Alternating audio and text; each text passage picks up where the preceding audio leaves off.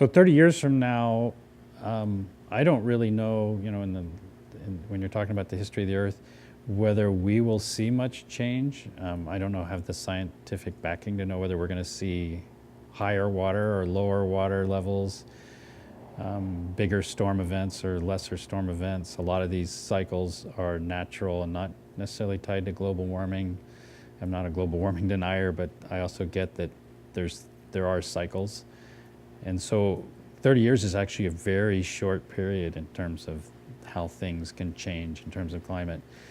And I don't really know what it's going to be like in 30 years.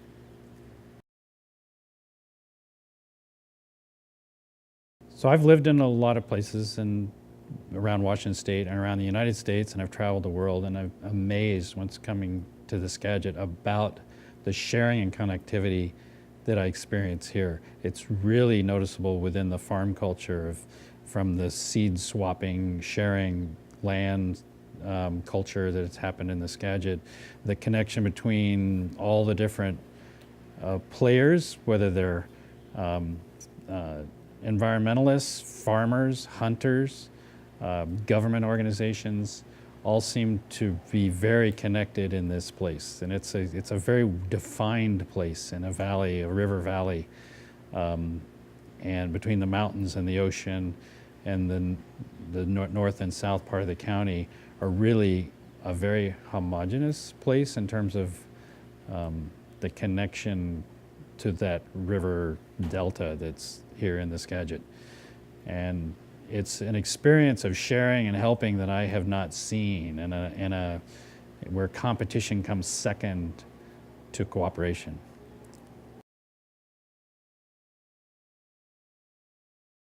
Well, climate change in Skagit County, since we're low-lying farmland for much of the county, for at least the western half of the county, is going to be greatly affected if sea levels do rise. We're protected here by a dike system that keeps the ocean water out. Many of our farmland areas are very close to sea level heights, and any kind of rise just keeps gobbling up that valuable farmland.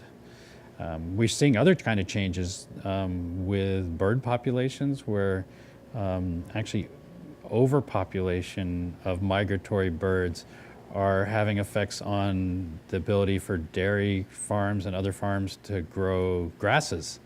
Their early spring grasses are being eaten by various migratory waterfowl that are rising in population because their survivability in the Arctic, the warmer Arctic, they say, is increasing the survivability of young birds so that they're becoming somewhat overpopulated when they come down and migrate here in the winter. And in some areas having really big effects on the ability to grow cover crops over the winter. At our one farm, we have real problems with birds eating off all of our cover crops. It can eat off the grass that's being designated to feed dairy cattle, grass-fed cattle in the springs. And that is apparently being influenced by warmer Arctic temperatures, which increase the population numbers of these birds.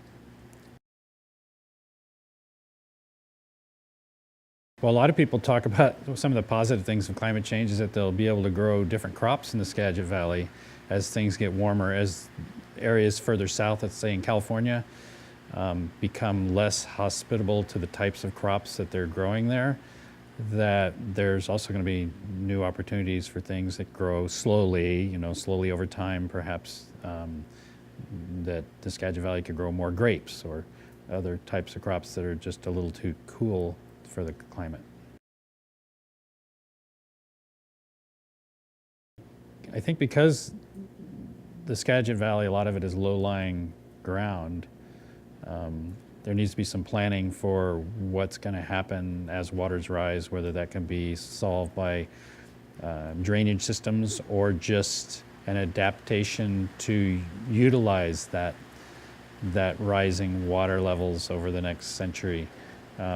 Growing different types of crops, building different kinds of houses, utilizing the land different as the climate affects the change in the usability of the land itself.